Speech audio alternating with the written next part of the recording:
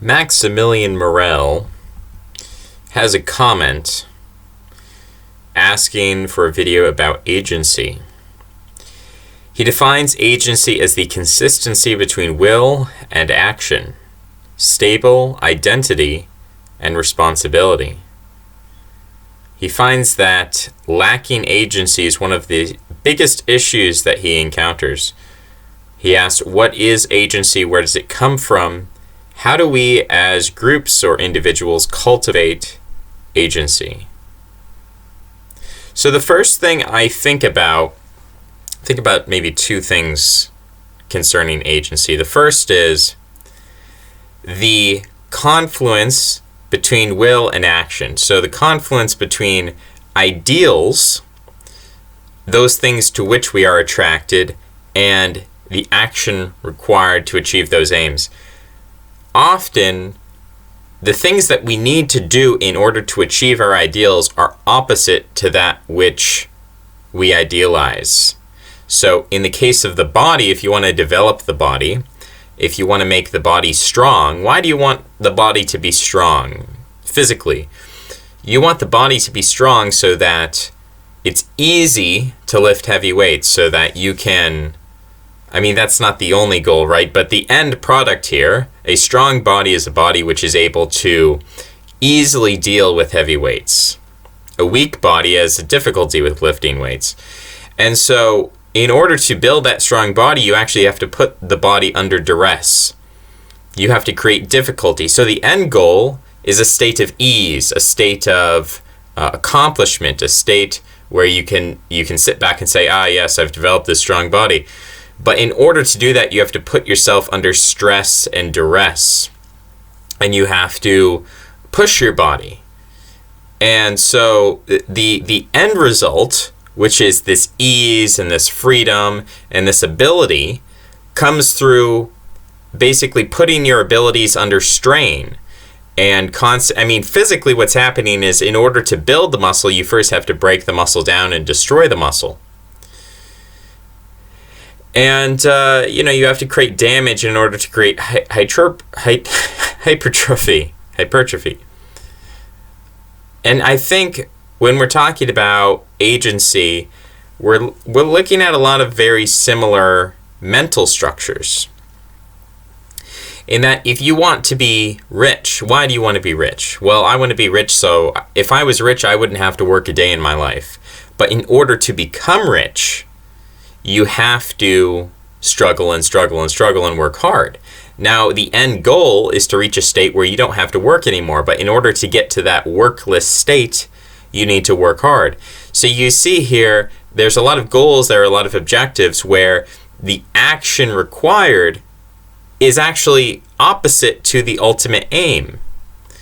And that hypocritical nature, or that ironic nature, or the self-contradictory nature of will and action, of ideals and praxis, or training, or the steps which take us toward that ideal, that fundamental contradiction requires what I call vertical thinking. It requires the ability to take a basic axiomatic principle, to follow it to its logical conclusion, and then to do whatever is necessary in order to bring the thing to fruition.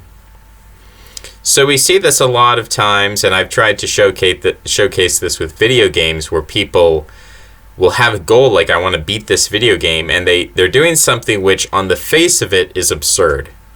And if we look at it with a detached eye, if we're not inside of the video game, if we don't care about the video game, we don't have any sort of attachment to it, we can see the ridiculousn's of spending the time and effort and energy and the emotional investment that goes into a video game in order to beat it. And so there's a sort of ridiculousness to that. And we feel that ridiculousness anytime we try to accomplish anything. If we want to become rich, we want to become strong, we want to become knowledgeable, we want to become an expert in any given field. If we want to accomplish anything, there is an element of ridiculousness to that. And there are really only two ways to overcome the ridiculousness of the situation. One way is you just are so, you have just this incredible willpower, or you have this incredible, I guess the way that it manifests is different depending on whether you're introverted or extroverted. So an extroverted person, when they are dedicated to a task, there are beads of sweat pouring down their face, or their face is in concentration, or they say, this is my life, or, the way that an extrovert approaches gaining money. An extrovert, if you ask an extrovert, what do you need to do to become rich? They'll talk about, you just need to put your heart and soul into it. You need to become a workaholic. You need to give 110%. They'll be extremely emotional in how they speak about it. And so the way that an extrovert, and maybe the extrovert's not the best word for it, but just let's go with that terminology for the moment, because I'm trying to draw sort of a picture for you of a character that can be used as a reference point. So we have this extrovert, this bubbly person, emotional person, and they say, I hate working, but in order to get rich, I need to pour my heart and soul into working. I need to use the power of positive thinking. I need to be extremely positive, extremely hardworking, and fanatical, in fact. So that maybe the extrovert's not the correct term. It's the fanatic, the person who's fanatical. And so this is the kind of person who would say, in order to they would set a goal. They would say something like, in order to become the world's greatest bodybuilder, I need to be fanatical. I need to wake up every morning and start screaming and do 100 push-ups. And, we could go, don't really do 100 push-ups. That's not a good hypertrophy exercise. But you get what I'm saying, right? There are people who say, okay, I have my ideal, and then I have the steps I need to take, which are not fun. And so in order to overcome the resistance there that I encounter, I need to become fanatical. I need to drink a lot of coffee, some kind of stimulant, mental stimulation, positive thinking. I need to basically be insane and crazy and approach it with a kind of ferocity, a berserker energy, where I just power through it. I put on the beats. Some people like the rap music because it has a warrior ethos to it, and some people like the Euro beats. Everybody's got their own beats. But you'll see these people where in order to go to the gym or in order to get an essay done or something, they have to listen to this high-intensity, high-energy music. But then there's another kind of a personality. And I really see this in very high-powered, high-agency Jewish people, where and you look at, I think Sumner Redstone's a good example, someone very powerful, someone who you look at his childhood, how he describes his childhood, it's this very rigorous dedication. It's somewhat in Asia as well, the Asian dedication, for instance, to, I think there was a famous Tiger Mom article, I think it was entitled, In Praise of the Tiger Mom or something, few years back, and this woman, actually, it's a Jewish woman who had married, an Asian woman who married a Jewish man, and she was describing the way in which she was raising the children, just sort of fanatically pushing them to be good at piano, to have straight A's and all of these things. Pushing. And that pushing is not always a high-powered, what we might call a sanguine, or what we might call a choleric, high-powered pushing, using the emotion of anger, using the emotion of euphoria, happiness, this high-powered, fanatical, emotional, berserker-type attack. Some people actually, the manifestation of agency, and again, I would say this is more in terms of when we look at Asian excellence or Jewish excellence, we're looking at people who are not fanatics, they're not berserkers, they're not of a warrior type. They are approaching the problem with this perfect coldness and a kind of detachment, and they kind of go into a flow state where they're extremely attentive and extremely focused on the task. And so it's not a loud attention, but it's a quiet attention. It cuts through the distractions, and they become hyper-focused. And some people can call that autism. I think autism implies, someone who's unable to socialize, which is not necessarily the case. But I call it vertical thinking. I say they have a goal in mind and they just pursue that goal single-mindedly until they've achieved it. So these are the kind of the two ways, and I think, if you're dealing with the body, there are cases in which we can see that the thumotic approach, the warrior approach, the fanatical approach often is successful in things like sports. Some of the best sport athletes in the world are extremely emotional people.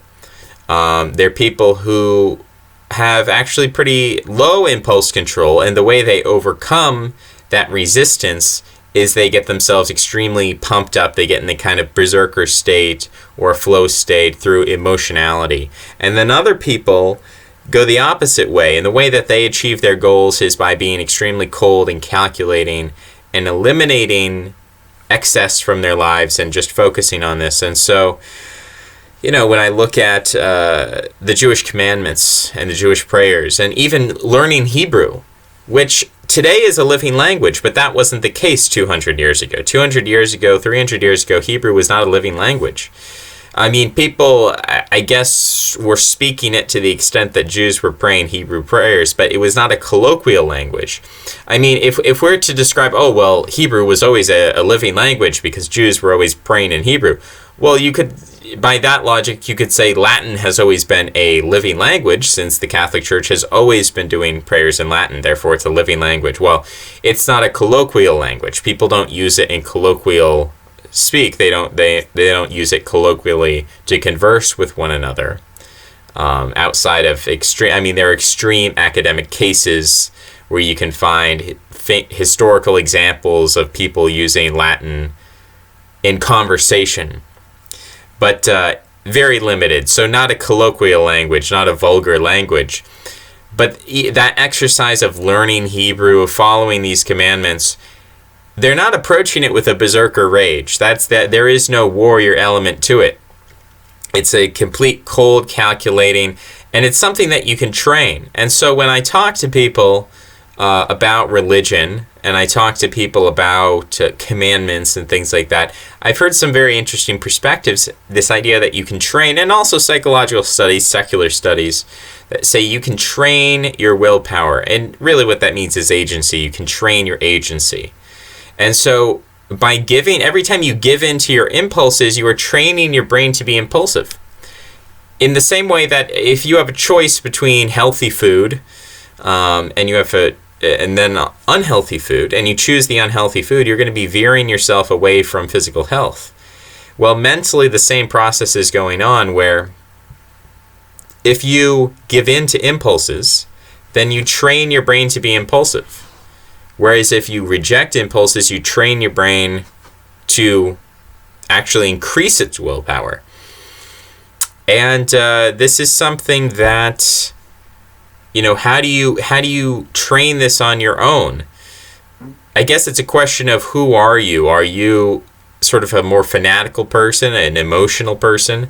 Are you more of a cold and calculating person?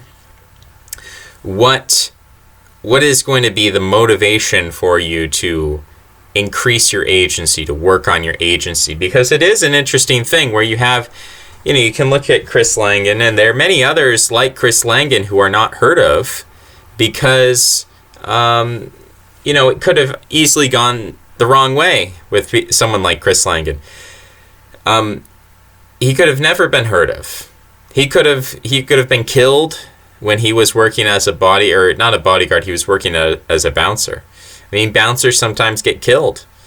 So a lot of bad things can happen. People get mixed up in drugs. People with very high IQs, they can get mixed up in drugs, destroy their brains, destroy their lives.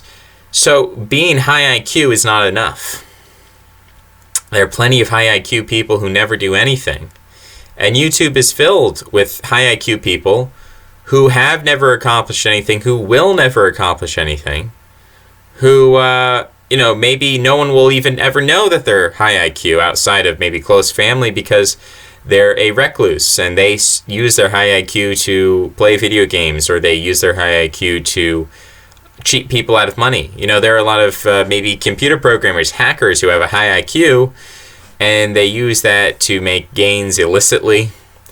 and no one really knows about them because they're a recluse. And so there are all kinds of people who have theoretically a high IQ, a high problem-solving ability, and we could say, oh, well, we need to use these people. We need to utilize them for their high problem-solving ability to solve these huge problems that we have. But you can't utilize them because not only are they not on board with your agenda, which is interesting, that term agenda and the word agency both have a common Latin root, from meaning to act, actus. What is that? The fourth principal part of the verb ago, to act. So this is where we get agency. This is where we get agenda. So agency, agenda, you can't get them onto your agenda because they don't even have their own agenda set out. Like, there are so many people, and I think this is a very common thing. There are people who want to live their lives a certain way. They want to be a certain kind of a person, and they say, I have the potential to be that way, but I need to work hard every day. I need to transform my life. I need to have new habits. And they can't even do that within themselves, within the limited goals that they've set. So they could say, I want certain social goals or certain relational goals, or I want monetary goals. They could set up goals for themselves, and they can't fulfill those goals. And that cycle that they get trapped in, where they're making impulsive decisions, which creates a habit in their brain, literally neurochemically, physically changing the organ itself to be more impulsive, reinforcing neural pathways that lead to greater impulsivity. And so you're in a downward spiral, and then you say, hey, look, you're so smart. Why don't you stop self-destructing and come help us solve these important societal problems, or religious problems, or metaphysical problems, or mythical problems? And they can't help you because they can't even help themselves.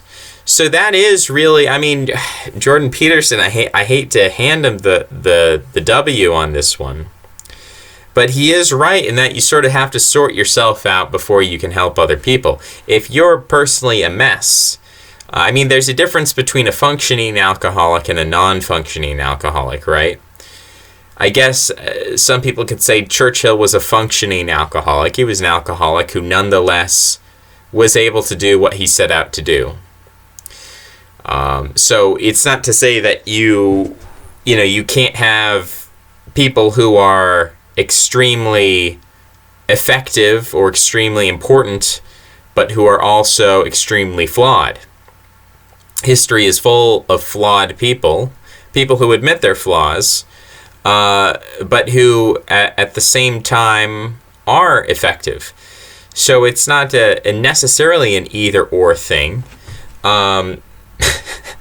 But, it is funny. It is funny, the whole concept of, well, if you just make your bed, you're going to be a good person. That's the first step. Well, you look at Churchill. He didn't necessarily have his bed in order. And you can look at some other authoritarian dictators who were very clean, were very neat, were very, they tucked in all the covers on the bed, and very different result there. So I don't even care what his narrative is, to be honest. But it is an interesting thing. So, yeah, you have to look at how you personally are motivated. Are you motivated by collective action? There are still in America groups that exist. The Mormons exist as an ethno-religious group. The Mormons are not 100% white, and therefore that's not true. Okay, well, any ethno-religious group, are the Jews 100% white? You can look at any ethno-religious group, and there's a semi-permeability to it. There's no, it's different for different groups. But we can say that there is a semi-permeability to the Mormon community, such that the fertility is high enough within the community that the additional converts don't necessarily irreparably change the ethno-religious character of that community. So there are communities like this that do exist. And so if you're someone who you rely upon social motivation in order to help you train your agency, train your habit of agency, there are groups that do allow you to do that. And I think when we talk about any kind of motivation, it's not necessarily that any one person has any one source of motivation, that we all react to multiple forms of motivation, but we all react differently and to different extents. So some people are very socially dependent, and sometimes we call these people extroverts. And in a kind of extreme sense, we might call these people narcissists, people who rely on the attention of others in order to gain motivation. And this becomes a problem for the narcissist, because then the narcissist revolves their entire life around gaining attention. And they don't even care if it's positive attention or negative attention. They're just putting themselves out there and gaining attention. And it can be very problematic and self-destructive. I mean, people, you look at people who just want to be famous. They just want to be a star. And you look at some of these women who that manifests in as a career as a sex worker, which has a lot of negative life outcomes. So just gaining attention for the sake of gaining attention can lead you down some very bad paths, a lot of self-destructive behavior. So, that motivational source certainly is a source that can be used for good. If you have a community that's telling you, hey, you need to work hard, you need to be on the straight and narrow, that can be positive, that social pressure. It's not necessarily a negative thing, but it can also be negative. And then, you have to look at cases where people are motivated as individuals without any kind of social pressure. And, that is something that you can get analytical about. You can track it. You can have a diary. You can write about it. Justice Kavanaugh, the great George Bush staffer, Justice Kavanaugh has a little diary, a little calendar, where every day he writes his little appointments and does a daily calendar journal thing. Some people, that's a motivator. If you track what you're doing, how you're doing it, how often you're doing it.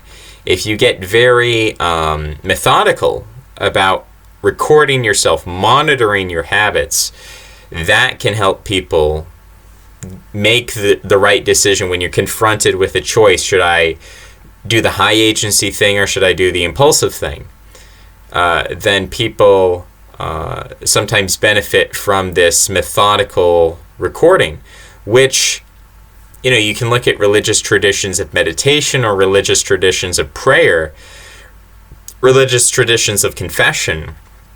A lot of religious traditions are centered around methodically exposing and meditating on and unveiling or unraveling deeds for good or bad. So, when you sin, you're supposed to really reflect on that and meditate on that and renounce it deeply. It's not just supposed to be, oh, whoops, I messed up, better luck next time. You're supposed to really think about it.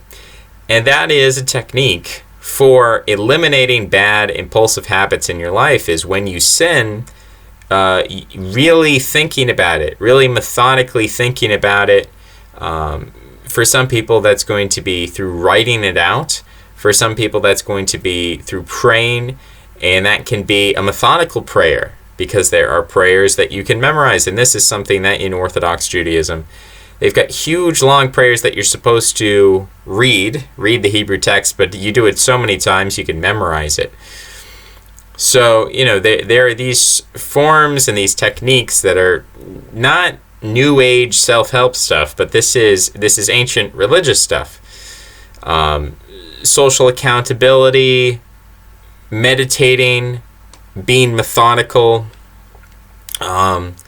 These are all ways that you can train yourself to increase your agency. And I think there is kind of an honesty that's required here.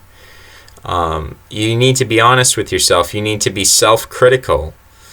Of course, you can get in that downward spiral where you're so self-critical, and this is what Christianity addresses. You get so self-critical that you say, wow, I should be a fantastically accomplished person, but I'm not. Look at my life. I have no accomplishments whatsoever. I've done nothing of note. I'm essentially a worthless person. I was born. I'm going to die. No one's going to remember me. And yet I have these delusions of grandeur, or I'm fascinated by great thinkers, great doers, great agents of the past, and I've done nothing in comparison. And so that's a real miserable feeling.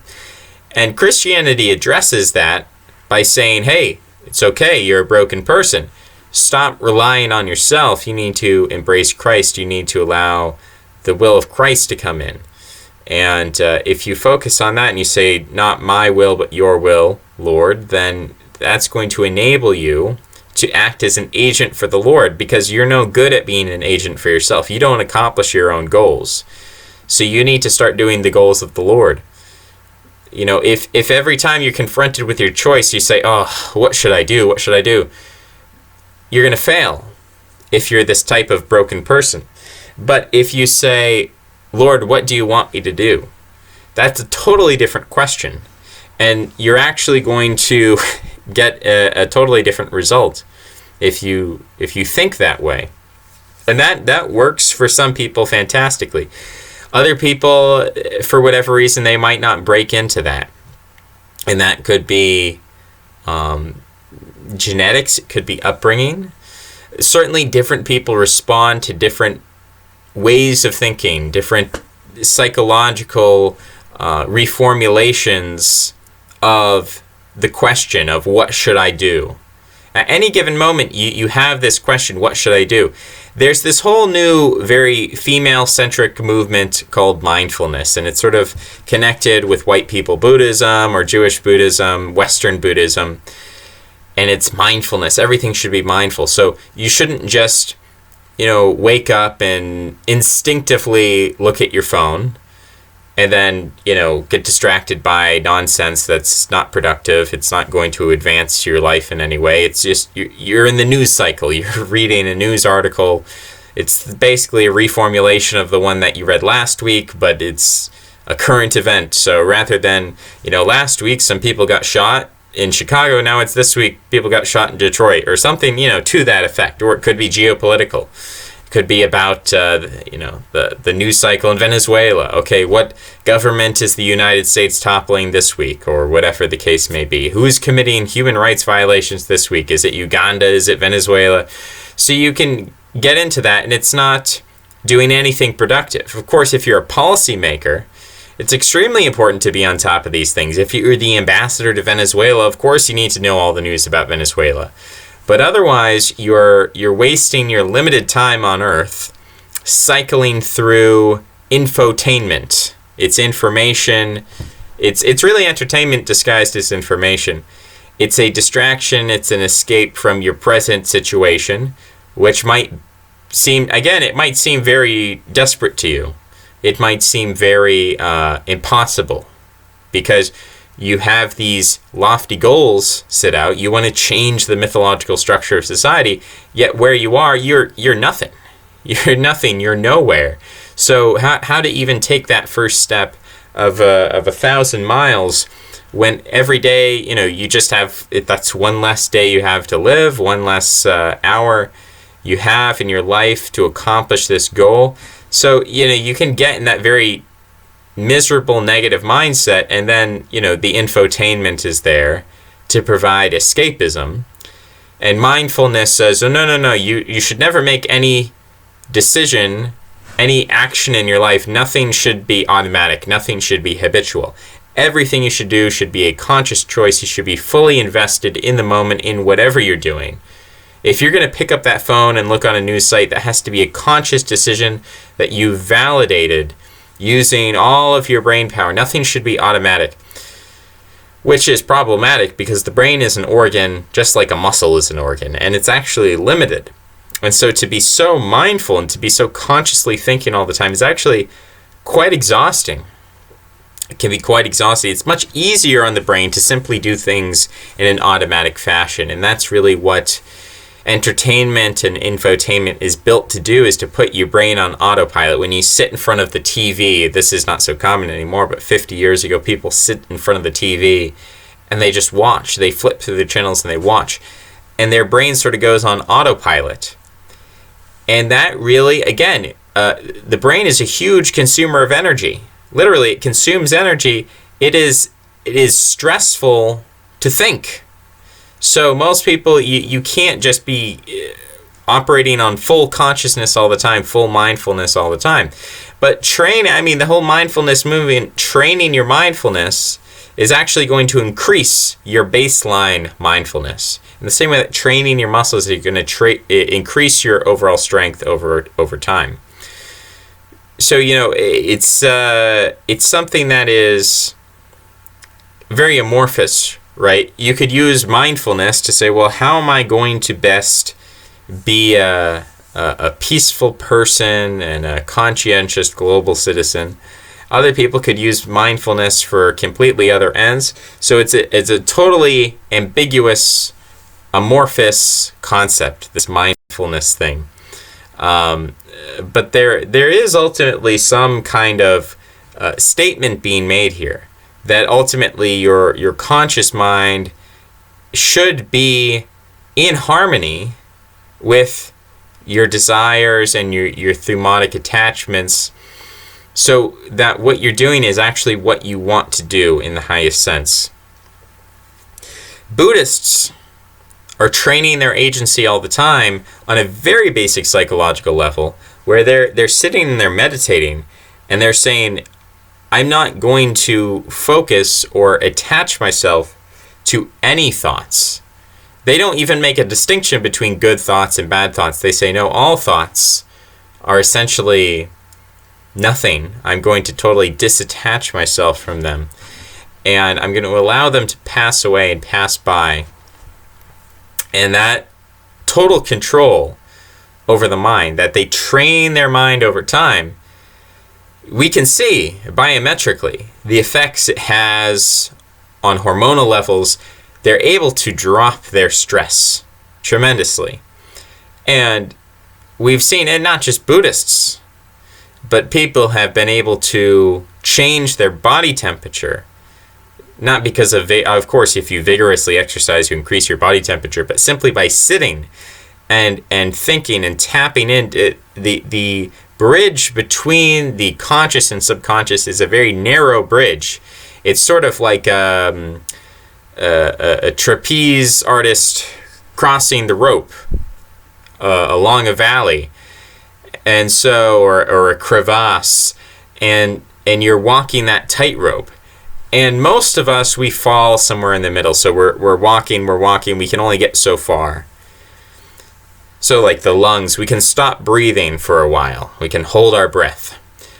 Most people can't go far enough that you can start controlling your body temperature. But that is capable if you can maintain that focus, if you can maintain that concentration, then you can bridge the gap between the conscious and the unconscious or the subconscious processes. Your brain really does control the elements that affect your body temperature. So you actually can raise, maintain, or lower your body temperature, your internal body temperature. How do you even tap into that? It's like some people know how to wiggle their ears. Other people, they say, wiggle my ears. I am not even aware of the muscles that I would use to wiggle your ears. Some people can do it, some people can't.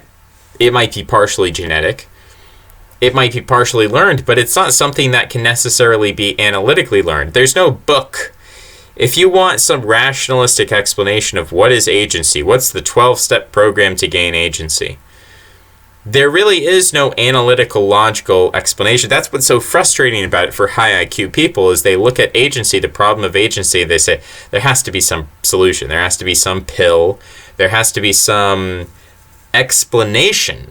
Something out there has to solve this problem, square the circle of agency so that this problem goes away. Often it manifests, people talk about procrastination is one of the most common terms used concerning agency is procrastination, that you put off what you need to do and you do something that you don't need to do. Everyone's doing it all the time. So what is the solution to procrastination? Well, there is no analytical solution. You cannot come up with a formulation or some sort of encoded message that you can read a book or something. None of that is ever going to solve the problem of agency. It is purely habitual. It is purely irrational. It is purely something that you have to work on using energy. There's no efficiency shortcut here. And again, different people are going to have different genetic propensities for agency or impulsivity.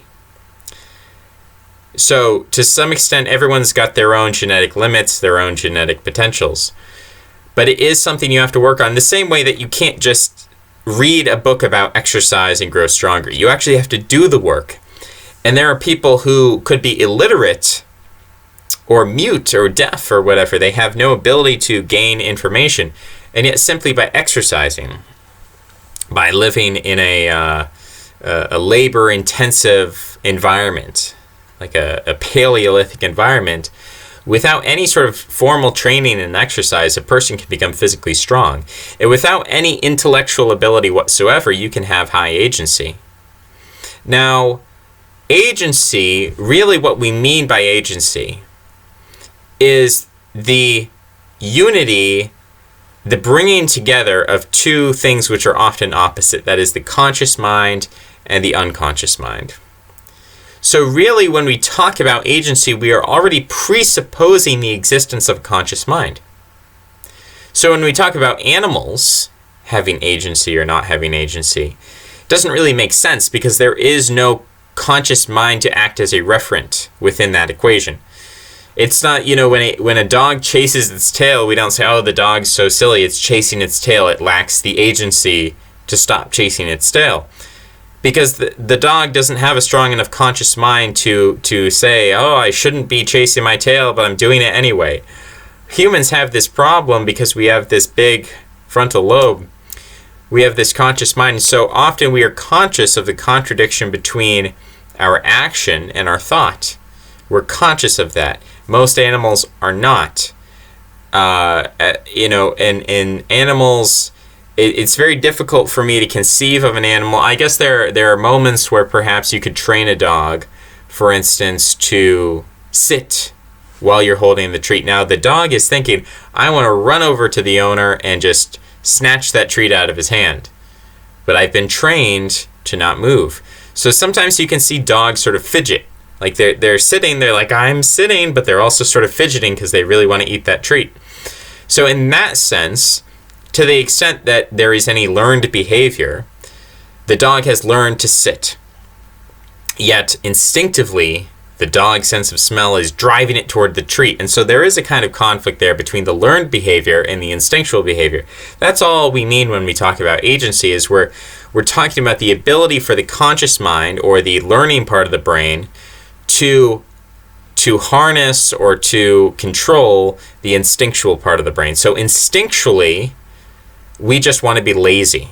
That's our instinct, conservation of energy. It's a very important instinct because if you just go around running marathons all day, you're going to die of exhaustion very quickly. So you need laziness. You need tiredness to restrain you to preserve your life. So you need laziness, but then there's a time when we need to overcome laziness. Now our instincts actually build into us multiple instinctual motivations. So yes, we feel lazy, but we also have a desire to eat and to reproduce. And we also have anger. So if someone strikes us, even if we're tired, we're going to get up and fight them, right? So we have instincts that balance each other out, that counter one another. So it's not that laziness is the only instinct, but we have a sex drive, a hunger drive, a fight or flight response. We have all these instincts built in to push us in down multiple directions, down multiple paths of action, given changing circumstances in the environment. The problem is that we learn about things. So we learn that, hey, I need to study hard if I want this certain kind of a job. But that's not an instinctual thing. That's totally learned. So really agency is about forcing your brain, forcing your body to focus on things that have no connection whatsoever with our instincts. The harnessing of the brain. It's a difficult problem because, again, no matter how well you understand it, and that's a very frustrating aspect of it. It's a very, it's almost a devilish aspect that you can be so aware, you can be so hyper aware of your lack of agency and all of the components, so you can understand everything. You can watch this whole video, and you can watch a million more videos that are actually better on the topic. You can watch some TED Talks. You could go learn some neuroscience, some psychology. You could get a PhD in psychology. And yet, at the end of the day, you could say, I still haven't solved the problem of agency. I still do things that I shouldn't. I still spend my time in ways that I shouldn't. I'm still not optimally conditioning myself for whatever path, whether it's the path of the warrior, whether it's the path of the priest, whether it's the path of the merchant, whatever path you're going for, you see that you're not pushing yourself as hard as you could. Or it's not even a question of pushing yourself to go hard. It's just a question of not procrastinating, not doing things at the last minute, not always being late. There's another interesting factor here, which we could call laziness. But when we talk about stress, some people are hyper stressed, and some people they get themselves worked up over the smallest of things. These people cannot survive high stress situations. And I'm going to give a gender stereotype here, and I'm going to say there is a type of woman who is so uptight, she's so neurotic, that the smallest disturbance in her day is going to send her into tears. And women cry quite often. If you actually look at the studies, and you actually look at, women, how often do they self-report crying? Women cry on a weekly basis, if not a daily basis. Whereas men often self-report, I maybe cry once a month or something like that. And it depends. I mean, men are often in a situation where you might get emotional, you might your eyes moisten, but you hold back the tears. You have some sort of emotional control there. You have some sort of emotional stability, where women, they just have no emotional stability. And so when stress hits them, when neuroticism hits them, they just kind of go crazy, right? They get hit by this wave of stress, and they have no choice but to accept it and just say, I'm freaking out, I'm having a panic attack, I'm feeling anxious. And it's very strange to hear women talk about this. Like they'll make a comment on social media. I was feeling so stressed and anxious for no reason at all whatsoever, and then I did this thing. I gave myself a bubble bath or something, and then I felt so much better. It's like, you felt stressed for nothing? You just had a wave of hormonal emotion come over you for no reason, and just paralyzed you and totally disrupted your day. A very strange thing. But we have to understand that there's a gender continuum here, this gender spectrum. And so everyone is sort of affected by this to one extent or another. But you look at men who are very, very good at managing stress. So for a woman, it could be nothing. Literally nothing could be happening, and they have a random panic attack. Men can have this as well, of course. I'm stereotyping here. But I want to give you a mental image of a woman just randomly having a panic attack. And then, on the other hand, for a man, he could be in the middle of a wartime scenario. I mean, there could be bombs going off, people could be dying, and he's like whistling a country tune. He could be totally... Now, again, that's not the average man either. The average man in a wartime situation will be quite panicked, quite stressed out, adrenaline's pumping. But there's these two, a hyper-masculine and a hyper-feminine. The hyper-feminine gets stressed out about the littlest thing, and so she can't overcome a stressful situation. When the stress comes, she just gets paralyzed or collapses or faints. That's the Victorian stereotype. The hypermasculine stereotype is the guy where the bombs are whizzing, the whole world is collapsing. He's just smoking his cigarette and whistling some tunes and carrying on. Keep calm and carry on. Stiff upper lip, that sort of thing. So that stereotype, the negative, we all know the negative downside of when someone is overwhelmed with anxiety and they're paralyzed. But there is also a negative downturn from being too stress resistant. You say, too stress resistant? There can be no such thing. But the problem with being stress resistant is that stress is a motivator. So let's say you have a paper coming up, or you have some due date. It could be anything. It could be physical, mental, whatever. You have some sort of necessity that something needs to get done. It could be a spiritual thing in your life. Maybe you're living in sin and you need to change your life, turn your life around. If you are stress resistant and you're good at basically you're good at escapism, you're good at avoiding stress, you're good at not focusing on the stressful thing that needs your attention, then you can just defer and you can procrastinate until the last minute. And this is an example of why women succeed more and more. Women are succeeding in high school, women are succeeding in college on average more than men.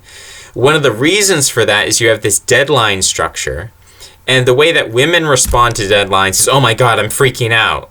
It's like, chill, you have 2 weeks before the paper is due. And they're like, no, I'm freaking out. I got to get this done right now. Oh my God, I'm freaking out. I have to study. And they just fanatically study. It doesn't mean they have a high IQ, but they're so much more prepared than the guy who's like, yeah, I have a test and I'm probably going to fail it, but I'm just going to wait till the last minute. So that's a hyper-masculine approach.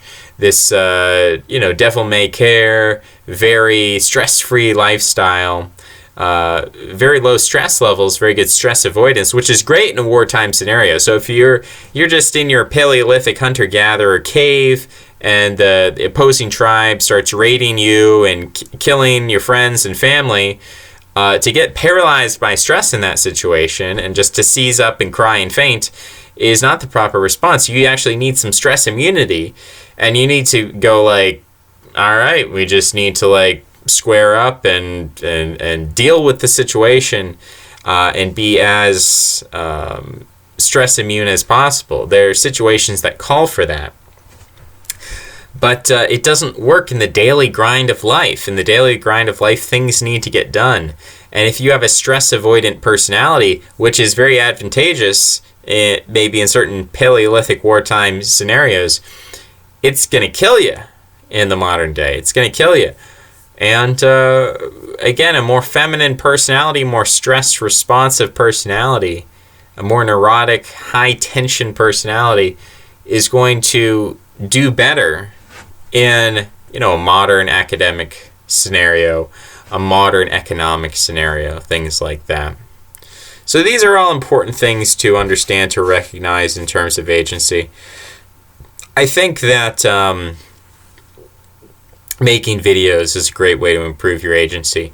If we're talking about ideals and working toward ideals, we have these grand ideals, we want to work toward them. One of the important things we need to do is sort of be accountable.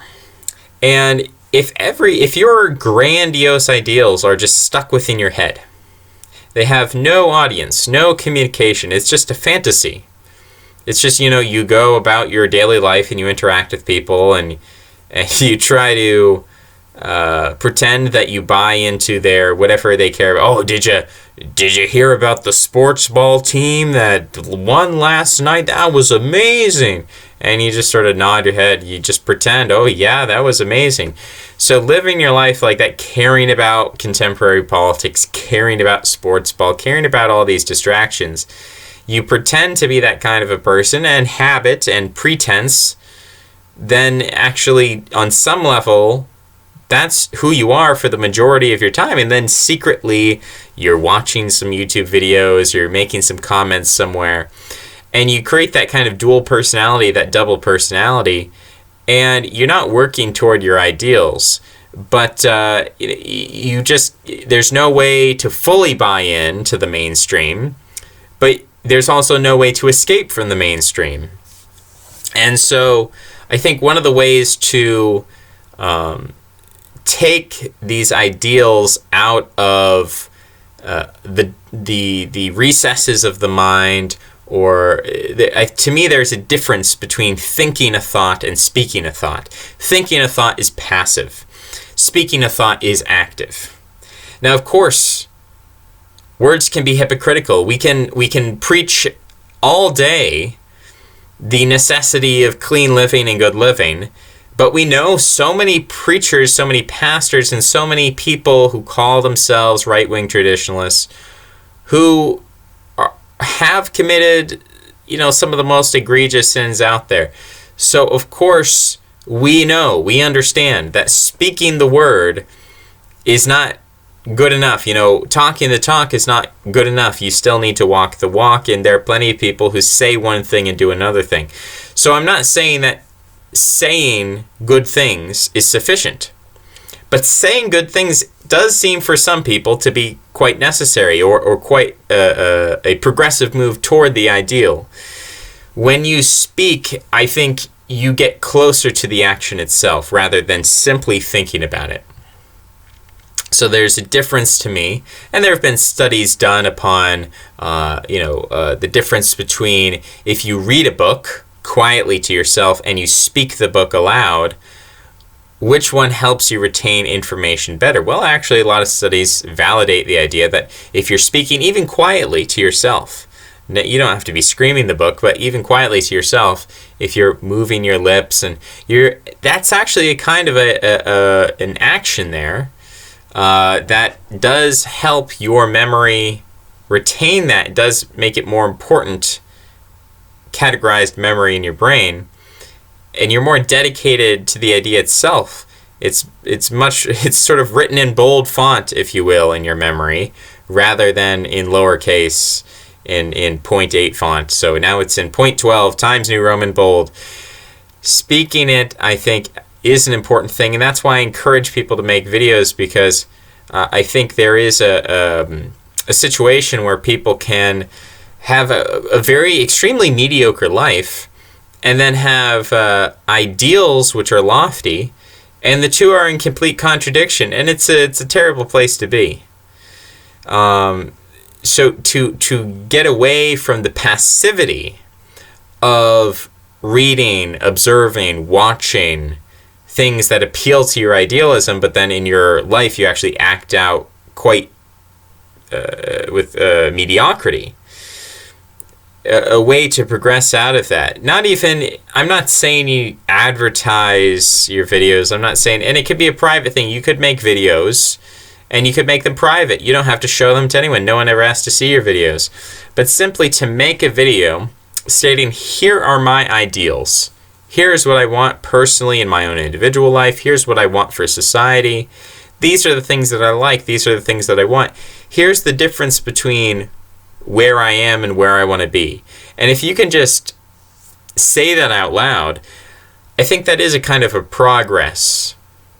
Because when you're constantly suppressing your ideals, you're having interactions with people, and they're talking about sports ball, and they're talking about contemporary politics, and you're just thinking, this is a facade, this is superficial, this is irrelevant, this is a waste of time, this is a distraction. But you're constantly suppressing those thoughts, and you're just nodding along and trying to be friendly and trying to be social, then there's a problem where you develop a habit of suppressing that which is idealistic and agreeing with that which is superficial. Now you can say, whoa, well, that's not what I really intend to do. I'm merely acting in a deceptive way. I'm living a double life. But really, every time you engage with that, I don't think that there's a level in which your brain cannot distinguish between the lie and the truth. And so you say, oh, yeah, that's great. Well, your brain registers that as, okay, well, that really is great. There's multiple levels of symbology and consciousness when we make a truth claim. Even if we don't intend to really validate it, on some level, by the act of lying does have some, and again, some people are very good at maintaining lies. We call these people secret agents and spies. Obviously, some people are more adept at deception than others. But I think if you're not totally skilled at duplicity, you have to have some outlet for your idealism. You have to start moving toward your idealism. And that's why, to me, it's so important to think of the priestly path in terms of ideals rather than the warrior path, because the warrior path is all about action. But if you're in a situation where there is no action you can take, for instance, we can think about politics.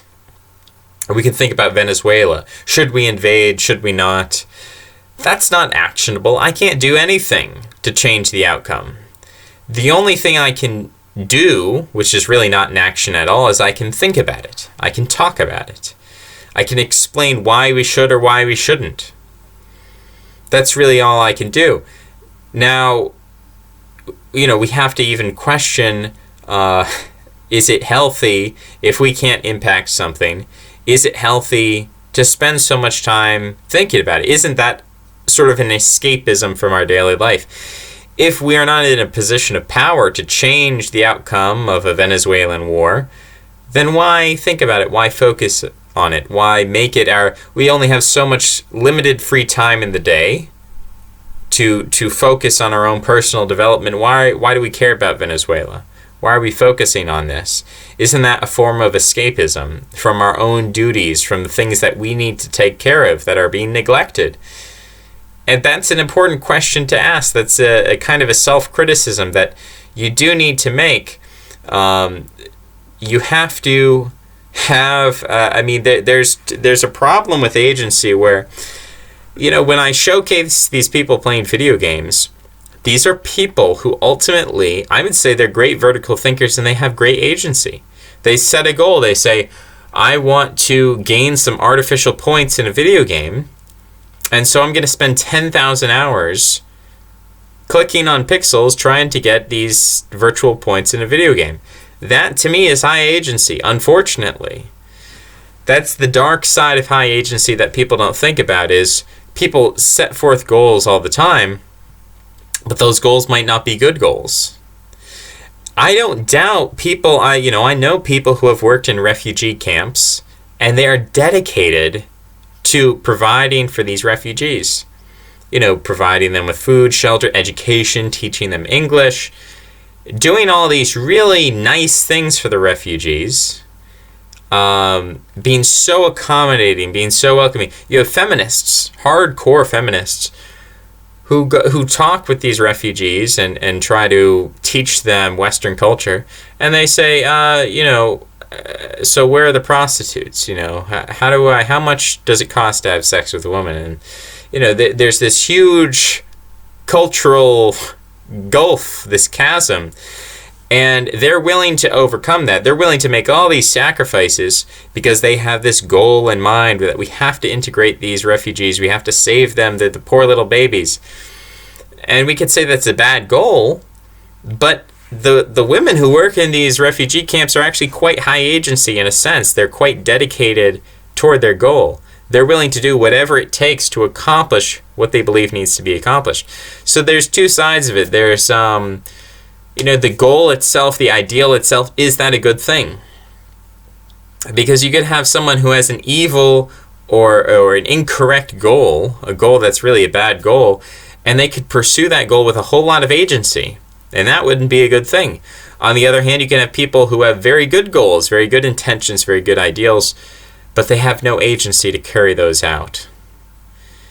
Obviously, what we want is we want people with good goals who have the agency to carry out those goals, and we want the people with bad goals to lack the agency. There are plenty of people who are, we would say, misanthropic. People who are sadistic, people who want to harm other people.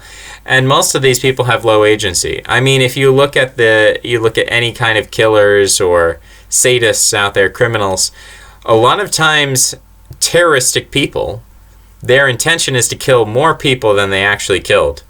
But they didn't have the agency to plan everything out right, so actually they failed to kill as many people as they wanted to. That's what happens in most cases if you study these people. So there's a lack of agency there that's good ultimately for the rest of us, and that they didn't do all the damage that they intended to do. Yeah, I mean, certainly talking about it with people talk about accountability partners, and you can view really I think addiction science and the psychology of addiction is very interesting when we talk about agency, because really all an addiction is it's when a lack of agency has become so acute that it threatens to destroy the fabric of our lives. So an alcohol addiction is a case where someone lacks the agency to stop drinking alcohol. A food addiction where they lack the agency to stop eating. Sex addiction where they lack the ability to refrain from sexuality. All of these can be addictive. And so really, a lack of agency, that's a negative. Say, oh, you lack agency. Another way we could turn that around, we could call it procrastination, or we could call it addiction. you are addicted to infotainment. You are addicted to distractions. You're addicted to escapism. You're addicted to wasting your time. You could say you're addicted to procrastination. So addiction to me is really about lack of agency. You're lacking the cognitive willpower, the cognitive strength to overcome your laziness or whatever the problem is, your food addiction, your sex addiction, your drug addiction. You lack the ability to overcome that addiction, and so you lack the ability to pursue your goals. And so everyone, to the extent that we lack agency, is the extent to which we are addicted. Now, most people don't recognize this as an addiction, because usually when we think about addiction, we think, oh, you're a person who plays video games 12 hours a day, or you're a person who's 500 pounds overweight, or you're a person who wastes all their money on gambling, or you're a person who you can't stop engaging in risky sexual behaviors. Those are what we think of when we think of addictions. But most people are not acutely addicted to any one thing in particular. Most people are just moderately or slightly addicted to a whole bunch of things. Like, it's not that they drink, it's not they're drunk 12 hours in the day, it's that they get wasted every weekend. It's not that they're 500 pounds overweight, it's that they're 100 pounds overweight. It's not that they have 12 STDs and HIV, but it's that they've got herpes or gonorrhea. It's not that, and you get the point here, right? They're not playing video games 12 hours a day, but they're playing video games an hour a day. Which, an hour a day, that's not too bad, but what could you be doing with that hour a day? You could, if you're looking to merchandise, you could be making an extra $100 over time if you really put that hour to good use. Or if you're a priest, you could read how many books a year if you just spent that hour reading books. Or having discussions with people, evangelizing, whatever it is.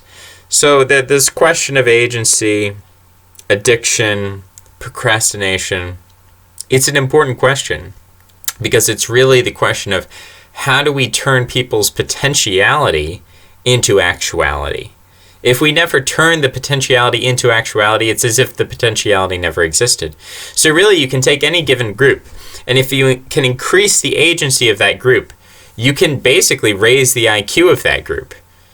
Essentially, the functional IQ. Someone could be very smart, but if they're not solving important problems, then they're not very functionally intelligent, because they're not actually solving problems.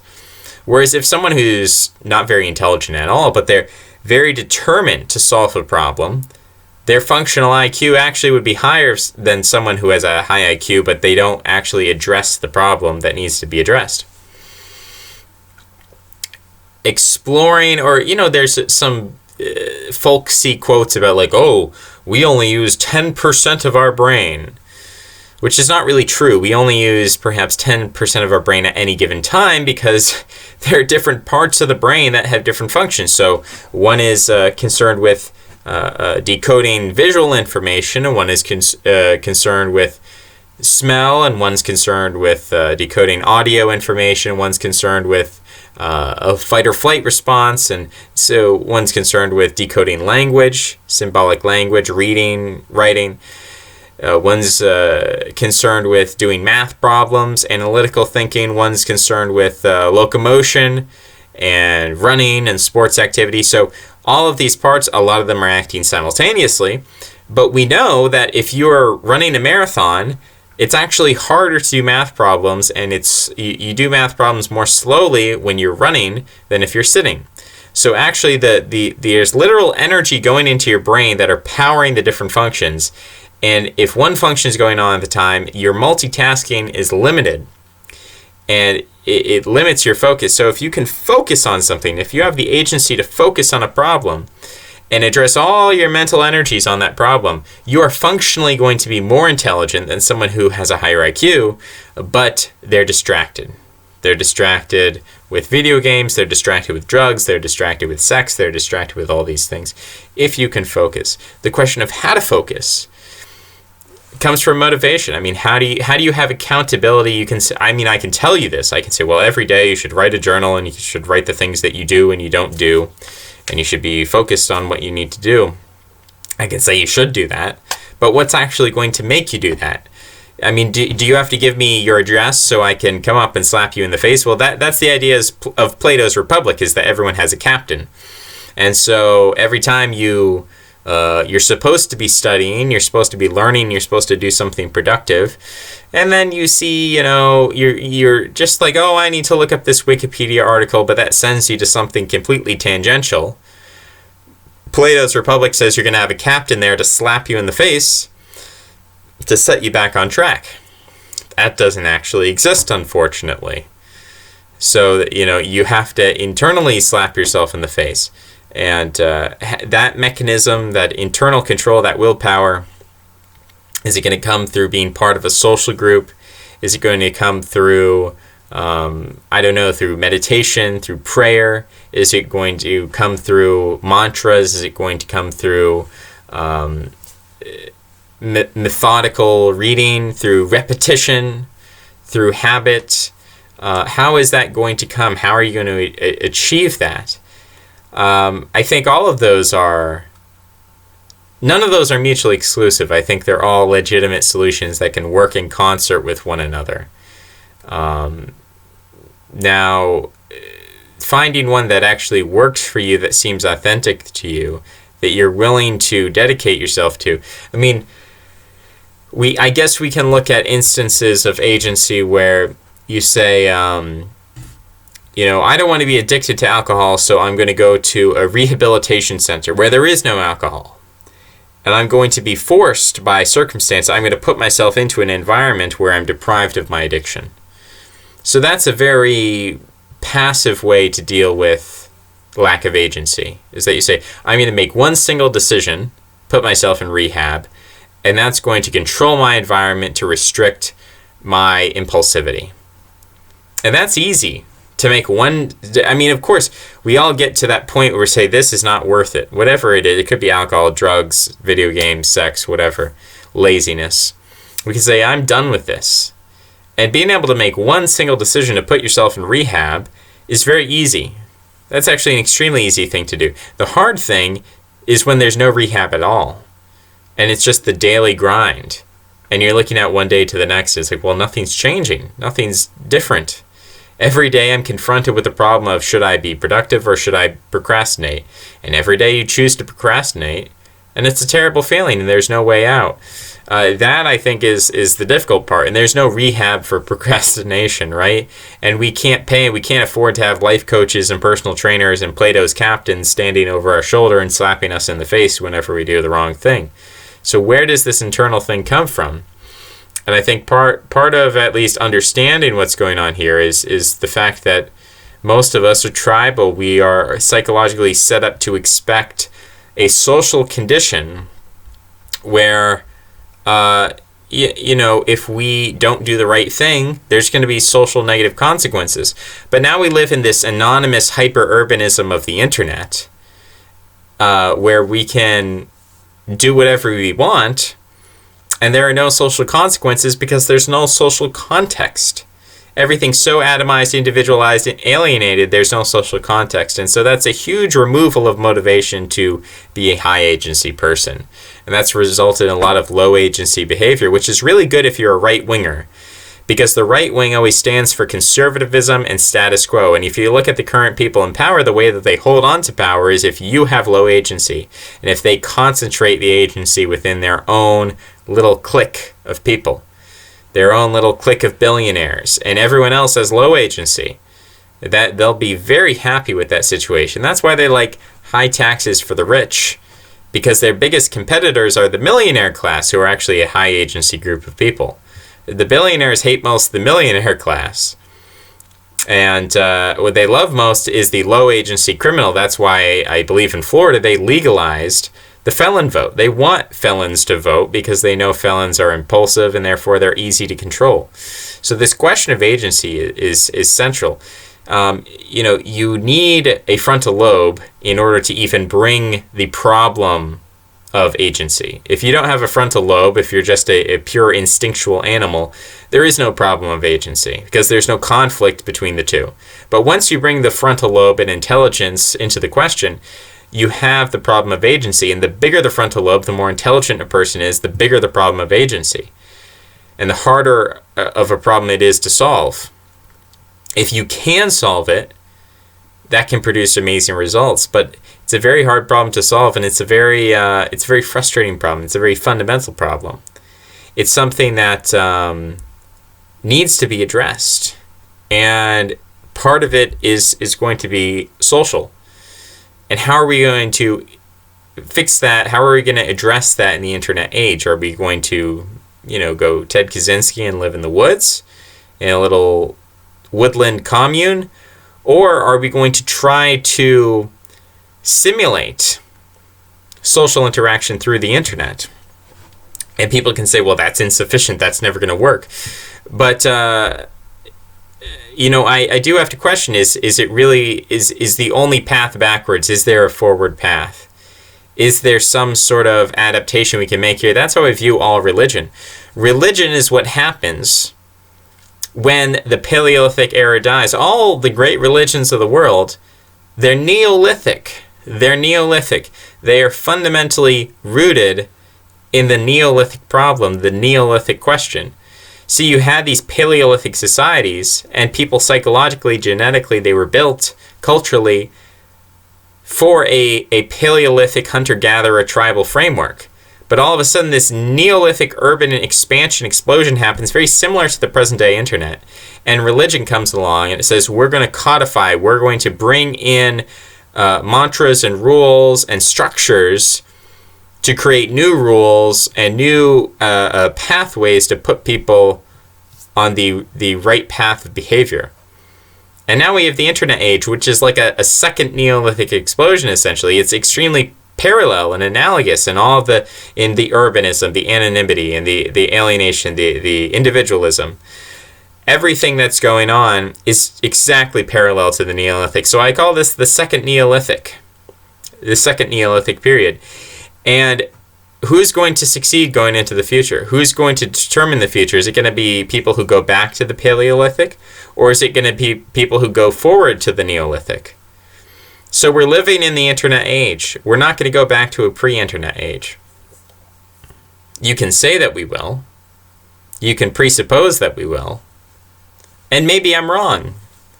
Maybe the nuclear apocalypse is coming. Maybe we're going to go back to a pre-internet age, or the future is North Korea and internet censorship and things like that. But every country I see, every supposed Iran has a low fertility rate.